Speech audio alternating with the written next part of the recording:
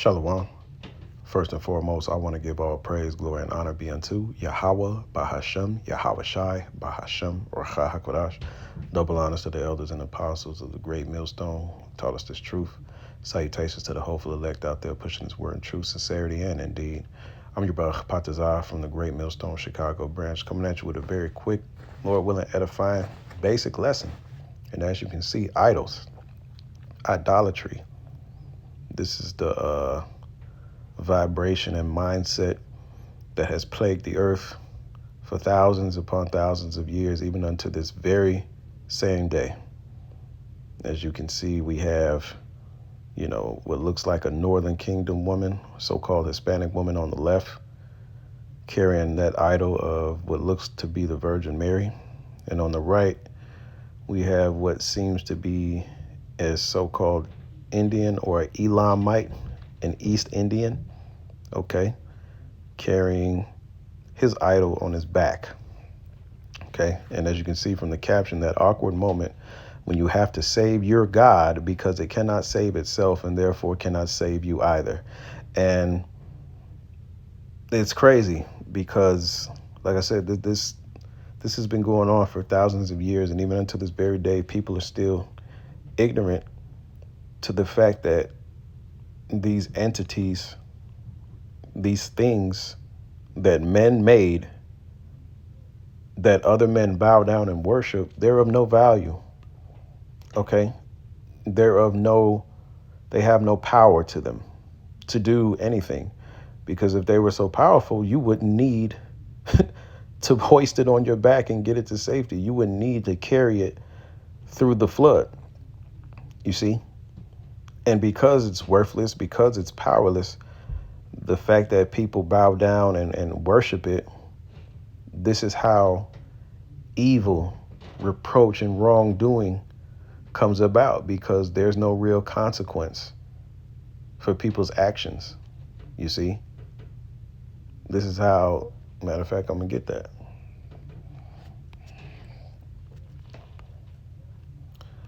This is the book of Wisdom of Solomon 14:27. For the worshiping of idols not to be named is the beginning, the cause, and the end of all evil. See that? So, there's no reprimand, there's no consequence, no punishment for your actions when you believe in these things that were made by men, when you believe in idols, okay? That idol can't do shit. You can bow down to an idol, then go commit adultery. You can bow down to an idol and then murder someone. You see, there's no recourse for your actions, not from this idol. You see, and then there are some that are conscious enough to not believe in the idol, but then they don't believe in anything, so they just go about through the earth just committing madness because they don't fear a repercussion. Whereas there is a repercussion and there is a judgment from the God of heaven and earth. And that's why he told the children of Israel not to worship these things, not to bow down to these things. But here it is today, the children of Israel, they're engulfed in all type of idolatry. You see, the new idol that Jake bows down to is money. And Salaki, that's not even a new idol. Jake been bowing down to money. Money, clout, all right? Esau. These are the idols of these Israelites here today, okay? Especially money and clout. People do anything, everything for money and clout, all right? And that's dangerous. That produces degeneracy within your nation and throughout the earth, man. Okay? Let me get a quick scripture. All right. Speaking of these idols, this is the letter of Jeremiah, all right, written by Baruch. Okay? And Baruch went and took this letter to the captives of Babylon. that Nebuchadnezzar had took, man. All right. But nonetheless, this is the this is the letter of Jeremiah. All right. Verse 45. This is talking about those idols, right? Matter of fact, I'm going to go to 1 and jump to 45. A copy of the epistle which Jeremiah sent to them, which were to be led captives into Babylon by the king of the Babylonians, to certify to them as it was commanded them. Because of the sins which ye have committed before God, ye shall be led away captives into Babylon by Nebuchadnezzar, king of the Babylonians. Okay, I'm going to jump to verse 4. Now shall ye see in Babylon gods of silver and of gold and of wood, borne upon shoulders, which cause the nations to fear. Look at that, borne upon shoulders. Look at that on the right. That's his fake god, borne upon his shoulders, man. Okay. So this was happening way back then. It's happening now. All right. We're not to bow down to these things. We're not to worship these things. I'm going to jump to verse 45. This whole chapter is rebuking the idolatry, but I'm going to just jump to verse 45. It says, they are made of carpenters and goldsmiths. They can be nothing else than the workmen will have them to be, right? And see, they ain't even made of gold that these people got. That ain't even gold. Shit, that's fucking plaster. Plaster and paint and wood. You see? It ain't even made of gold no more, man. They can't even afford to do that no more. Worthless.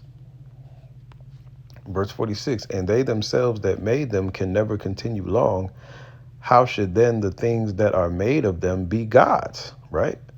For they left lies and reproaches to them that come after.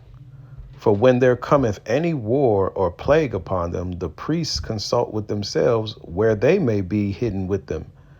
How then cannot men perceive that they be no gods, which can neither save themselves from war nor from plague? See that? So that Virgin Mary, it couldn't save itself from that flood, from being destroyed by that water. These things, they can't save themselves from thieves if they seek to take them or destroy them. So how then can they be gods? How then can they be divine? It doesn't make any sense. It's crazy. But this shit got our people in the headlock. This shit has the whole world in the headlock. It says, verse 50, for seeing they be but of wood and overlaid with silver and gold, it shall be known hereafter that they are false, and it shall manifestly appear to all nations and kings that they are no gods, but the works of men's hands, and that there is no work of God in them. Who then may not know that they are no gods?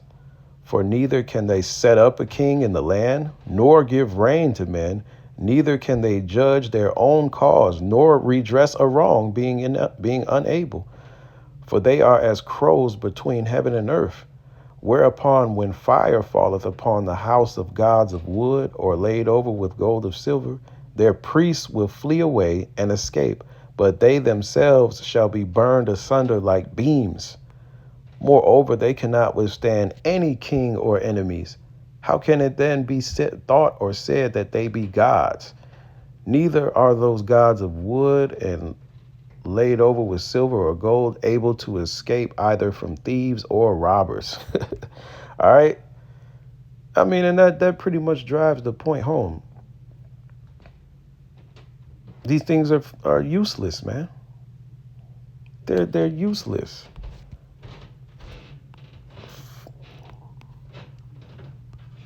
This is the book of Wisdom of Solomon, 15, verse 13. For this man that of earthly matter maketh brittle vessels and graven images, knoweth himself to offend above all others. And all the enemies of thy people that hold them in subjection are most foolish, and are more miserable than very babes. For they counted all the idols of the heathen to be gods, which neither have the use of eyes to see, nor noses to draw breath, nor ears to hear, nor fingers of hands to handle. And as for their feet, they are slow to go. So, King Solomon, he's mocking them. For man made them, and he that borrowed his own spirit fashioned them, but no man can make a God like unto himself. See that? So you're much better than the things that these people bow down and worship. Here it is, you actually lived, and these things never lived. Here it is, you're actually animated with life. And these things are just, they're just dumb idols. They're just, brittle matter. But man, it's a plague of the mind to be conquered and subject to such madness, to such a mad way of thinking, man. All right, that in itself is a plague. Okay. And Thawadi Halbashim Yahushai, we have escaped that. That's why the heathen and the rest of the world, that's why they need Yahweh Bashim Yahweh Shai to set up the sons of God so that the entire earth can escape this prisoner mindset. Okay? The minds of these people are held captive by this foolish belief, and that this dumb idol can save, can deliver, can prosper them, all right, can protect. That shit is crazy, man. All right? That's why when all hell breaks loose, all right, hey, man, it's going to be over with. They shall cast their silver.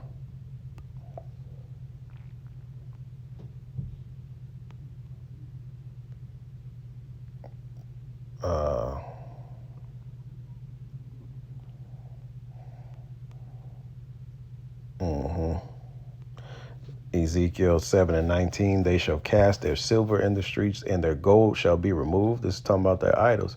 Their silver and their gold shall not be able to deliver them in the day of the wrath of Yahweh. They shall not satisfy their souls, neither fill their bowels, because it is the stumbling block of their iniquity. See that? So in that day, our people are going to be over this shit. All right? Our people are going to realize, when it's too late, that these things are worthless. They can't save them. All right? They're going to worship the one true God. Okay?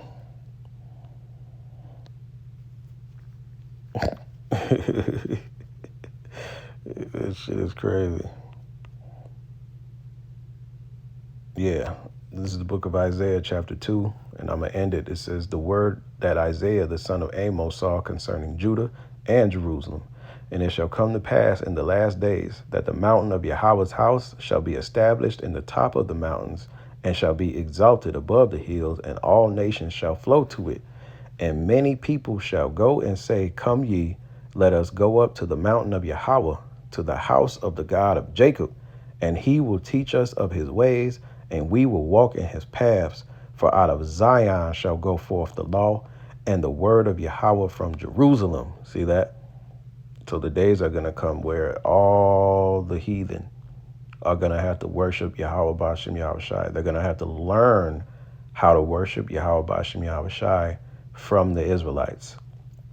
And the law of Yahweh Bashim Yahweh Shai is going to govern the earth.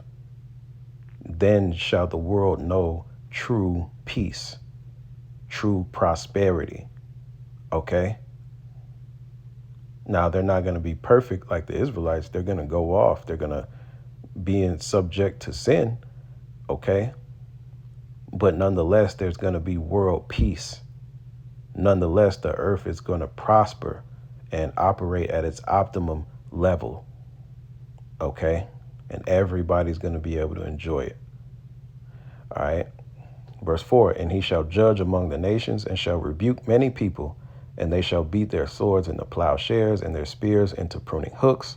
Nation shall not lift up sword against nation, neither shall they learn war anymore. See that? You see? So world peace is going to come about when the Yahweh Bashim Yahweh Shai, all right, King David, the elect, and the rest of Israel have the dominion. There's not going to be a need for war and bloodshed anymore. Okay? It's going to be just peace and tranquility. But this ideology right here, this has to be eradicated out of the earth first. Okay? But I think that was it. I want to give all praise, glory, and honor to Yahweh Bashem Yahushai. Shalom. Baba Ball.